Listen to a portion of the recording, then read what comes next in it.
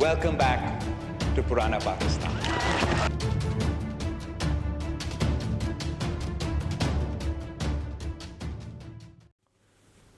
नमस्ते।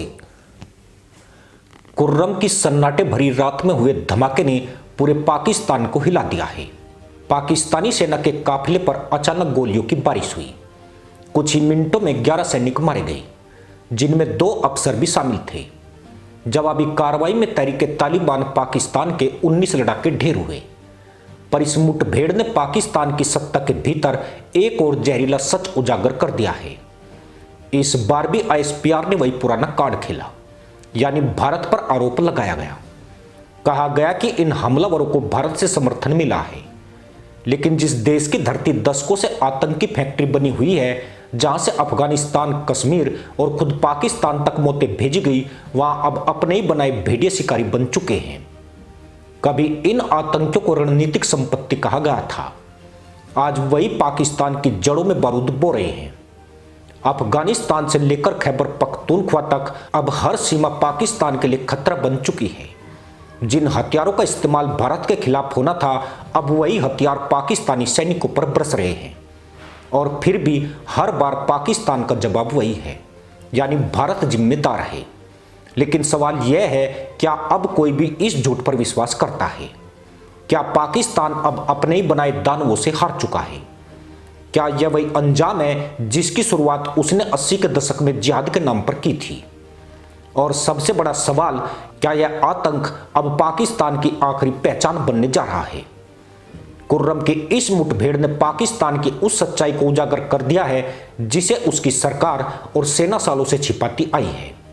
जिस देश ने आतंकवाद को विदेश नीति का औजार बनाया, वही आज उसी के वार से करा रहा है। तहरीक-ए-तालिबान पाकिस्तान यानी टीटीपी अब सिर्फ एक आतंकी संगठन नहीं रहा, बल्कि पाकिस्तान के लिए अस्तित्व का संकट बन चुका है। यह वही संगठन है जिसे कभी भारत विरोध के नाम पर परोक्ष रूप से संरक्षण मिला। आज वही संगठन पाकिस्तान की फौज को उसी तरह मौत बांट रहा है जैसे कभी उसे पड़ोसी देशों में बांटने भेजा गया था। इस बार टीटीपी के लड़ाकों ने जिस तरह से पाकिस्तानी सेना के काफिले पर हमला किया, उसने सेना की ताकत पर भी सवाल खड़ा कर दिया है। आईएसपीआर ने दावा किया है कि 19 आतंकी मारे गए, लेकिन जमीन पर हालात कुछ और कहानी कहते हैं। स्थानीय सूत्र बताते हैं कि हमला अचानक नहीं था, बल्कि आतंकियों को पहले से जानकारी थी कि पाकिस्तानी सेना का काफिला किस रास्ते से आएगा। यह साफ करता है कि आतंकियों को सेना के भीतर या स्थानीय प्रशासन से सूचना मिली थी। यह पहली बार नहीं है जब पाकिस्तान की सेना के भीतर से आतंकियों को समर्थन मिला हो। कई बार यह तथ्य सामने आ चुका है कि सेना के निचले स्तर पर धार्मिक कट्टरता इतनी गहरी है कि कई सैनिक खुलकर टीटीपी की विचारधारा से सहानुभूति रखते हैं। टीटीपी की ताकत का सबसे बड़ा स्रोत वही है जो पाकिस्तान के लिए सबसे कमजोर कड़ी बन चुका है, उसका अफगानिस्तान पर प्रभाव खो देना। 2021 में जब अमेरिकी सेना ने अफगानिस्तान छोड़ा और तालिबान सत्ता में लौट आया, पाकिस्तान ने इसे अपनी जीत समझा था, लेकिन वह भूल गया कि अफगान तालिबान और पाकिस्तानी तालिबान 2 अलग संगठन हैं, जिनकी वफादारी सिर्फ एक चीज से है, जिहाद की विचारधारा से, न कि किसी सीमा या झंडे से। अफगान तालिबान के सत्ता में आने के बाद टीटीपी को सुरक्षित ठिकाने, हथियार और नई ऊर्जा मिली। नवंबर 2022 में जब इसने पाकिस्तान के साथ सीज फायर तोड़ा, तो पाकिस्तान के लिए वही पल था जब अपने ही बनाए राक्षस ने मालिक पर हमला शुरू कर दिया।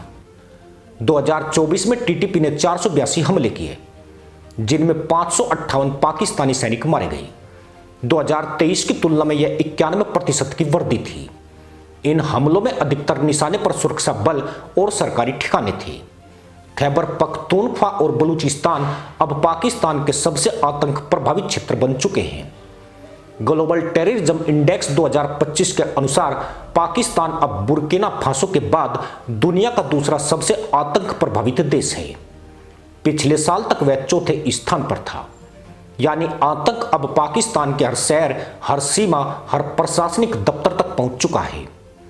21 सितंबर को पाकिस्तान ने जिस तरह से अपने ही लोगों पर चीन से मिले J-17 विमानों से बम बरसाए, वह इस बात का संकेत है कि अब राज्य और नागरिकों के बीच भरोसा खत्म हो चुका है। तिराह घाटी पर किए गए उस हमले में लगभग 30 लोग मारे गए थे, जिनमें महिलाएं और बच्चे भी शामिल थे। पाकिस्तान ने दावा किया कि वे आतंकियों के ठिकाने थे, लेकिन मारे गए ज्यादातर लोग स्थानीय पश्तून थे, जिनकी गलती सिर्फ यह थी कि वे उस इलाके में रहते थे। अपने नागरिकों पर बम बरसाना यह साबित करता है कि पाकिस्तान अब आतंक से नहीं बल्कि अपनी ही जनता से डरने लगा है। टीटीपी की जड़ें पाकिस्तान के भीतर ही मौजूद हैं। यह संगठन पश्तून इलाकों की गरीबी, बेरोजगारी और सरकार की उपेक्षा का फायदा उठाता है। वहां के युवा यह मानने लगे हैं कि पाकिस्तान की सरकार उन्हें सिर्फ ढाल की तरह इस्तेमाल करती है, और यही कारण है कि अब टीटीपी के लिए भर्ती करना आसान है। धार्मिक नारों के साथ बेरोजगारी और सामाजिक न्याय का मिश्रण पाकिस्तान के लिए सबसे खतरनाक कॉकटेल बन चुका है।